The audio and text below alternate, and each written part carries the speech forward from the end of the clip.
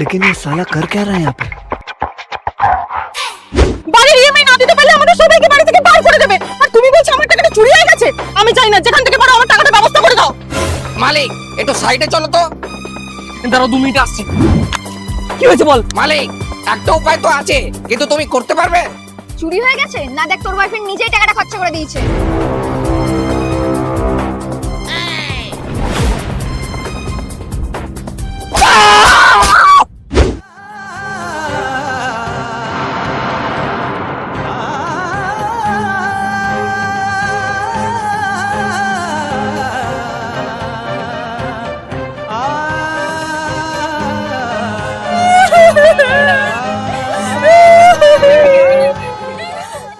এই তো এই মালটাই চোর।